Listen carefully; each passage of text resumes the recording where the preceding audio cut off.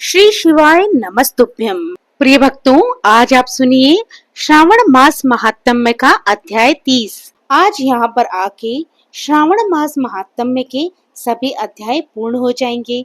मुझे आशा है इससे पहले के अध्याय आपने अवश्य ही सुने होंगे।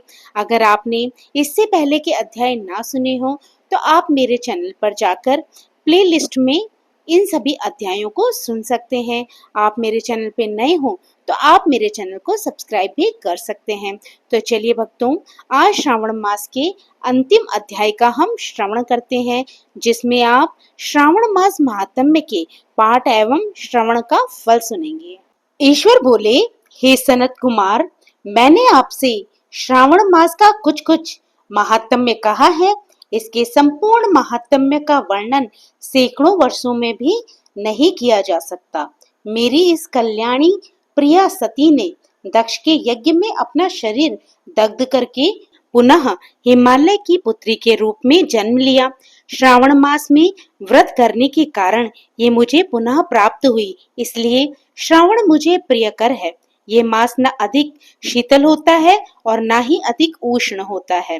राजा को चाहिए कि श्रावण मास में श्रोताग्नि से निर्मित श्वेत भस्म से अपने संपूर्ण शरीर को उद्धूलित करके जल से आर्द्र भस्म के द्वारा मस्तक, वक्षस्थल, नाभि, दोनों बाहु, दोनों कोहनी, दोनों कलाई, कंठ, सर और पीठ, इन 12 स्थानों में त्रिपुंड धारण करें।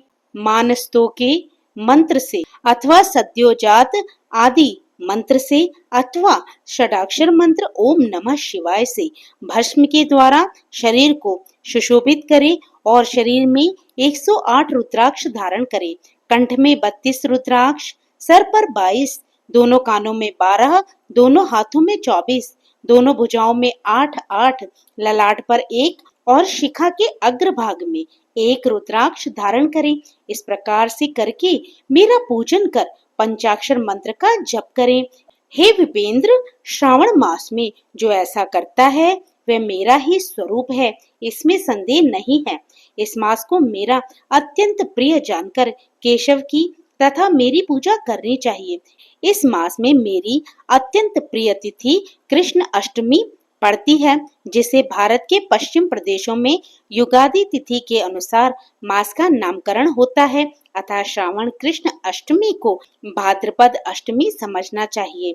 उस दिन भगवान श्री हरि देवकी के गर्भ से उत्पन्न हुए। हे सनत कुमार, ये मैंने आपको संक्षेप में बताया है।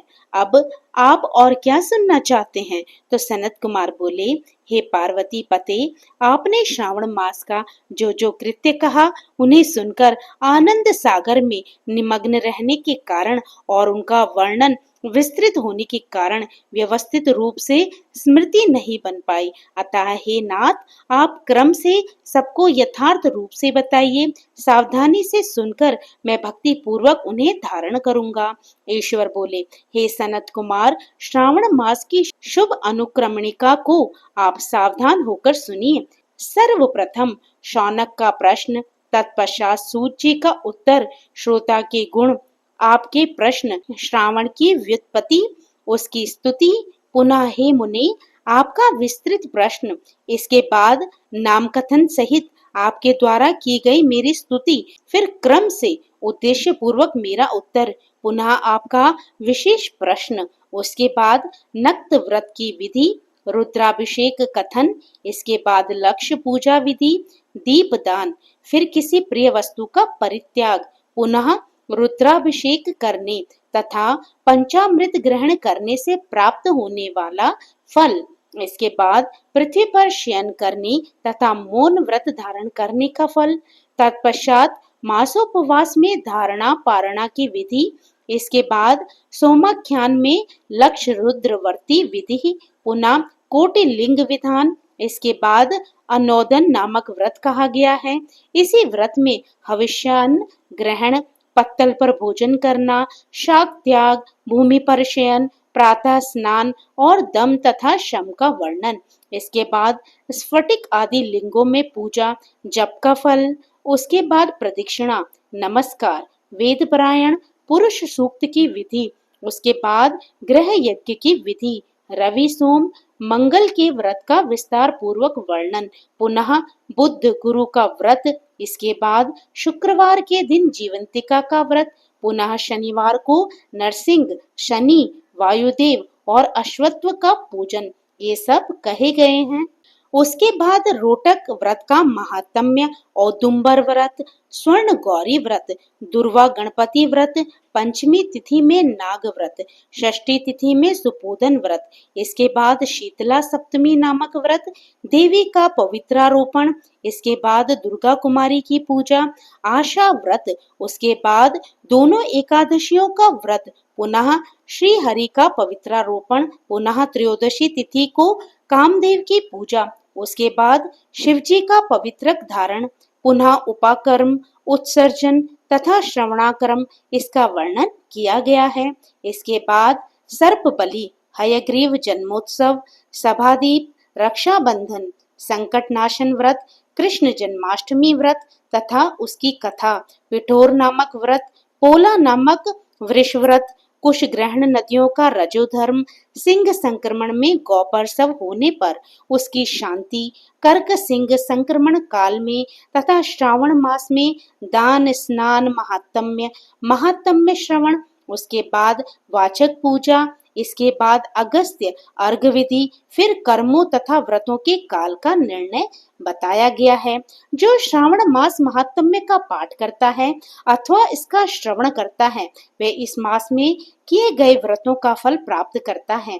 हे सनत कुमार, आप इस शुभ अनुक्रम को अपने हृदय में धारण कीजिए। जो इस अध्याय को तथा श्रावण मास के महात्म्य को सुनता है वह उस फल को प्राप्त करता है जो फल सभी व्रतों का होता है।